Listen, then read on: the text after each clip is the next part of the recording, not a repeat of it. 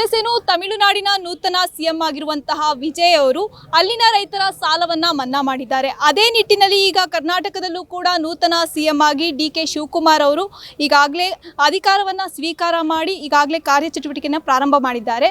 ಅಲ್ಲದೆ ರಾಜ್ಯದಲ್ಲಿ ಈಗಾಗಲೇ ಮುಂಗಾರು ಮಳೆ ಕೂಡ ಆಗ್ತಾ ಇಲ್ಲ, ರೈತರು ಬಿತ್ತನೆ ಮಾಡ್ಲಿಕ್ಕೆ ಆಗ್ತಾ ಇಲ್ಲ, ಈ ರೀತಿ ಹಲವು ಸಮಸ್ಯೆಗಳನ್ನ ರೈತರು ಎದುರಿಸ್ತಾ ಇದ್ದಾರೆ. ಈ ನಿಟ್ಟಿನಲ್ಲಿ ನಮ್ಮ ಭಾಗದ ಏನು ಮಲೆನಾಡು ಶಿವಮೊಗ್ಗದಲ್ಲಿ ಈಗ ನಮ್ಮ ಜೊತೆ ರೈತ ನಾಯಕರಾದಂತಹ ಗಂಗಾಧರಪ್ಪ ಅವರಿದ್ದಾರೆ. ಅವ್ರನ್ನ ಮಾತಾಡ್ಸ್ತಾ ಹೋಗೋಣ. ಯಾವೆಲ್ಲ ರೀತಿ ಸಮಸ್ಯೆಗಳನ್ನ ಎದುರಿಸ್ತಾ ಇದ್ದಾರೆ, ಅವರ ಬೇಡಿಕೆಗಳನ್ನ ಏನಿರ್ಬೋದು, ಈಗ ಡಿ.ಕೆ.ಶಿ ಅವರಿಗೆ ಯಾವ ರೀತಿ ಅವರು ಕೇಳ್ತಾರೆ, ಏನು ಆಗಬೇಕು, ಅವರಿಗೆ ಸಮಸ್ಯೆಗಳು ಬಗೆಹರಿಬೇಕಾ, ಯಾವ ಥರ ಸಾಲ ಮನ್ನಾ ಆಗಬೇಕು ಅನ್ನೋದನ್ನ ಕೇಳ್ತಾ ಹೋಗೋಣ. ಸರ್, ಈಗ ತಮಿಳುನಾಡಲ್ಲಿ ಕೂಡ ರೈತರ ಸಾಲ ಮನ್ನಾವನ್ನು ಮಾಡಿದ್ದಾರೆ. ರಾಜ್ಯ ಸರ್ಕಾರದಲ್ಲೂ ಕೂಡ ಈಗ ಡಿ.ಕೆ. ಶಿವಕುಮಾರ್ ಅವರು ಅಧಿಕಾರವನ್ನು ನೂತನ ಸಿಎಂ ಆಗಿ ಅಧಿಕಾರ ಸ್ವೀಕಾರ ಮಾಡಿದ್ದಾರೆ. ಈ ನಿಟ್ಟಿನಲ್ಲಿ ನೀವೇನು ಕೇಳ್ತೀರಾ ಸರ್ ಈಗ ರೈತರಿಗಾಗಿ? ರಾಜ್ಯದಲ್ಲಿ ಸಿದ್ದರಾಮಯ್ಯನವರು ಮುಖ್ಯಮಂತ್ರಿ ಆಗಿ ಈಗ ಡಿ.ಕೆ. ಶಿವಕುಮಾರ್ ಅವರಿಗೆ ಆ ಜವಾಬ್ದಾರಿ ಮುಖ್ಯಮಂತ್ರಿ ಸ್ಥಾನವನ್ನು ಅಲಂಕರಿಸಿದ್ದಾರೆ. ಅವರಿಗೆ ಒಳ್ಳೆಯದಾಗಲಿ ಅಂತ ಹೇಳಿ ಹಾರೈಸ್ತಾ, ಮುಖ್ಯವಾಗಿ ಕರ್ನಾಟಕ ಅಗ್ರಿಕಲ್ಚರಿಗೆ ಭಾಳ ಪೊಟೆನ್ಷಿಯಲ್ ಆಗಿರ್ತಕ್ಕಂಥ ರಾಜ್ಯ. ವೆಸ್ಟರ್ನ್ ಘಾಟ್ಗಳು, ಬಯಲುಸೀಮೆಗಳು, ಮಧ್ಯ ಕರ್ನಾಟಕ, ಜಲಾಶಯಗಳು, ಬೋರ್ವೆಲ್ಗಳು, ಹೀಗೆ ಇಡೀ ರಾಜ್ಯದಲ್ಲಿ ಅನೇಕ ವೈವಿಧ್ಯವಾದಂಥ ಕೃಷಿ ಪದ್ಧತಿಗಳು, ಕೃಷಿ ಹುಟ್ಟುವಳಿಗಳು, ಬೆಳೆಗಳು ಬರ್ತಾಯಿದೆ. ಇದೆಲ್ಲವೂ ಕೂಡ ಭಾಳ ಮುಖ್ಯವಾಗಿ ರಾಜ್ಯದ GDP ಜಾಸ್ತಿ ಆಗ್ತಾಯಿದೆ.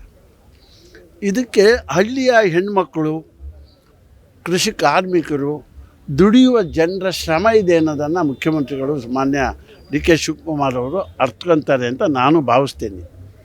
ಅದ್ರ ಜೊತೆಗೆ ಈಗ ತಮಿಳುನಾಡಲ್ಲಿ ಮುಖ್ಯಮಂತ್ರಿ ವಿಜಯ್ ಅವರು ರೈತರ ಸಾಲಗಳನ್ನು ಒಂದು ಹಂತದವರೆಗೆ ಮನ್ನಾ ಮಾಡಿದ್ದೇನೆ ಅಂತ ಅಂದಿದ್ದರು, ಮನ್ನಾ ಮಾಡಿದ್ದಾರೆ. ಈಗ ಕರ್ನಾಟಕದಲ್ಲಿ ಮೊನ್ನೆ ಮುಂಗಾರು ಭಾಳ ಚೆನ್ನಾಗಿ ಪ್ರಾರಂಭ ಆಯಿತು. ಆದರೆ ಪ್ರಾಕೃತಿಕ ವಿಕೋಪದಿಂದ ಆ ಮುಂಗಾರು ಹಾಗೆಯೇ ನಿಂತೋಯ್ತು, ಹಾಗೆ ನಿಂತೋಗಿದೆ. ಬರಗಾಲ ಸಿಂಪ್ಟಮ್ ಇದೆ. ಆದರೆ ಹಳ್ಳಿಗಳಲ್ಲಿ, ಗ್ರಾಮಗಳಲ್ಲಿ ರೈತರು ಇನ್ನೇನು ಮುಂಗಾರು ಸ್ಟಾರ್ಟ್ ಆಯ್ತಪ್ಪ ಅಂಥೇಳಿ ಬಿತ್ತನೆಗಳನ್ನು ಮಾಡಿಬಿಟ್ಟಿದ್ದಾರೆ.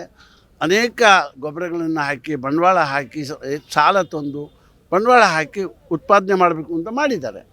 ಆದರೆ ಮುಂಗಾರು ಮಳೆ ಕೈ ಕೊಟ್ಟಿದೆ. ಬೆಳೆ ಎಲ್ಲ ರಾಜ್ಯದಲ್ಲಿ ಒಣಗ್ತಾ ಇದೆ. ಖಂಡಿತವಾಗಿಯೂ ಆ ಬೆಳೆಯನ್ನು ನಂಬ್ಕೊಂಡ್ರೆ ಮತ್ತೆ ಮುಂಗಾರು ಬರಲಿಕ್ಕೆ. ಆದರೆ ಈಗ ರೈತ ಏನು ಮಾಡಬೇಕು, ಅದನ್ನು ಮತ್ತೆ ಅಳಿಸಿ ಹೊಸ ಬೆಳೆಯನ್ನೇ ಹಾಕಬೇಕಾಗತ್ತೆ.